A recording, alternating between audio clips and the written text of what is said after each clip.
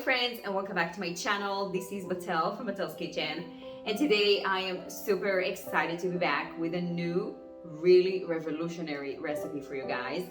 We're gonna be making probably the best gluten-free bread, vegan, oil-free bread that you've ever made in your life. I've made this recipe so many times and for so many years now, and I have learned to perfect it. It is not easy to make a really good gluten-free bread that is fluffy and delicious and actually extremely healthy and good for you. Many breads that are gluten-free can be, and egg-free I should mention, many breads that are gluten-free could be loaded with starches and many different components to make it gluten-free, but in other ways defeat the purpose of actually eating something that has a really high nutrition value to your body. I am really thrilled to share this really exceptional and so delicious recipe with you guys because I know so many of you can really benefit from it. If you go to the store and you're gonna spend so much money for a little piece of bread that is gluten-free, yet you're not gonna feel like you're really eating something that can satiate you and really give you a lot of nutrients and something that will nourish your body to the best possible way. So if you're someone who needs this gluten-free bread and you've tried many things and you have not been successful, I am sure and confident that this bread is gonna be the one to change your life forever. And if you know somebody who is looking for a vegan option, egg-free, gluten-free, oil-free, all the good stuff. So what's in it? Let's jump into the recipe and I will show you all the steps, and all the measurements for this recipe are going to be in the description box below or on my website, batelskitchen.com. Also, if you need some help to get your journey started with eating more healthy, I have a free ebook for you to download. Check it out down in the bar. Okay, let's jump into the recipe.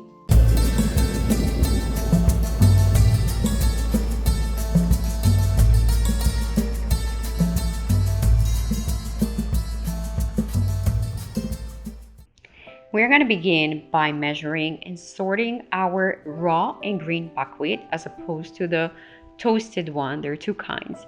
So we're going to make sure there are no any stones or any dirt. We're then going to add water to cover in order to make sure that the buckwheat is being submerged completely inside the water. So I'm dipping my fingers just to make sure they're getting wet in order to soak in more easily. We're gonna let it sit between 6 and 8 hours or overnight until we see that the buckwheat is very soft and ready to be blended.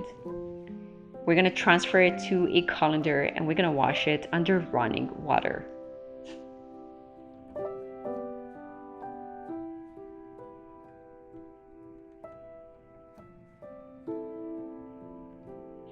And then we're going to blend our buckwheat. If you have a Vitamix or a big blender, you can transfer the whole batch.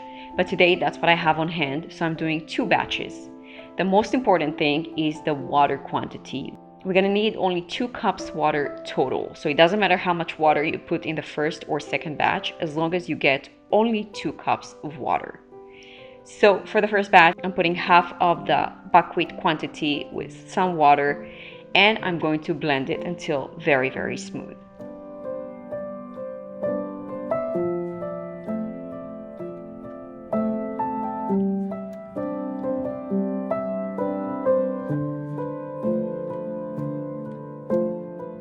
After we get a liquid consistency and no lumps and the buckwheat is very smooth, we're going to transfer it to a bowl.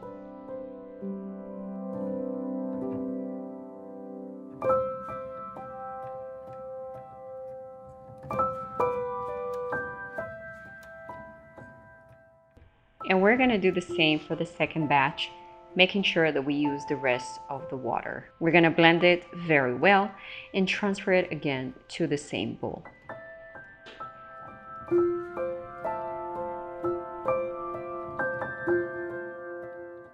And now that we have the buckwheat blended, we're going to add our oat flour, which is basically just blended oats until they're in a flour consistency.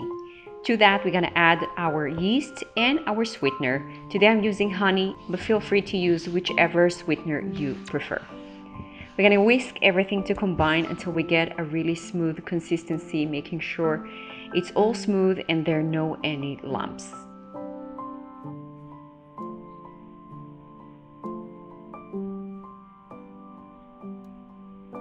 Only then we're gonna add our salt, and I'm using pink Himalayan salt. And to that we're gonna add a beautiful amount of nuts and seeds. I'm adding pumpkin seeds and sunflower seeds. We're gonna give it a final mix, and then we're ready to transfer it to a bread loaf.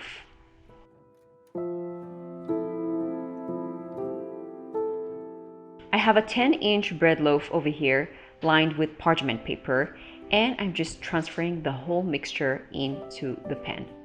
Now, our oven is not preheated. We're going to put it in a cold oven. I'm adding just a little bit of pumpkin seeds and sunflower seeds on top just to get the visualization of what's inside the bread, and also they're gonna get super toasted and crunchy later when we slice the bread. So our oven is not on. We're going to let it rise for 20 to 25 minutes before we light the oven. And then after 25 minutes, we're gonna turn the oven on to 350 and wait until we have reached the temperature. We're gonna let it bake for 45 minutes and take it out of the oven. All the instructions are going to be in the description box below or on my website, batelskitchen.com. We're gonna take out the bread, and then we're gonna make sure that we let it cool. We're gonna take it out of the loaf pan, and the more you're gonna let it get cool off, the better results you're gonna get when slicing into the bread. My secret actually is to put it in the fridge even overnight. You don't have to, but it would be really ideal to get a really nice cut of slices. Otherwise, the buckwheat, if it's warm, the buckwheat is going to be a little bit sticky, and then the slices are going to be kind of like lumpy. And now we're ready basically to put whatever we want on the bread. But my secret is to get the best texture is to toast it twice, not only once, twice. You're gonna get a really nice toasted bread. Now you can spread on it whatever you can dream of. Everything. The bread is delicious and very neutral in flavor. It is not overpowering any food you're gonna put on it. Today I'm going with our favorite, which is just avocado. I'm adding a little bit of salt and pepper and some fresh lemon squeeze on top.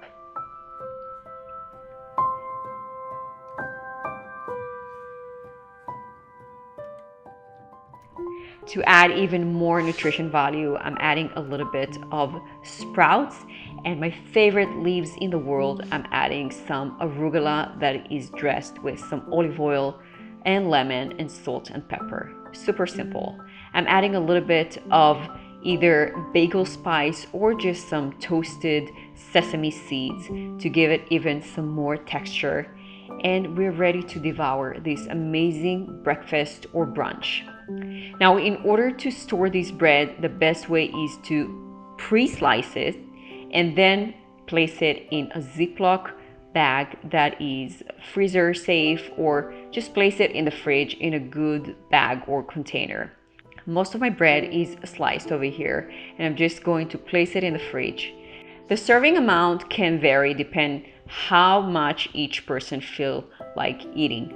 For myself, 2 slices are enough. For my husband, I put 4, and for my kids, 1 is more than enough. This bread is extremely filling.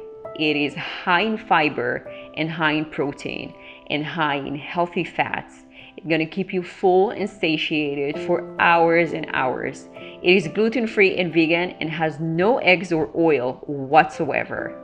This is actually a miracle bread, and I have learned to perfect this recipe. I am beyond honored and thrilled to share it with you so you can eat healthy too without breaking the bank. I hope you're gonna give it a try. that's it for today, my friends. I hope you enjoyed. I hope you're gonna give this bread recipe a try. If you did, don't forget to let me know in the comments below. I am really waiting for your comments to hear how you like this bread. I really want to hear your feedback and hear if you would like to see more recipes like this. Thanks so much again, and I will see you in the next video. Bye-bye.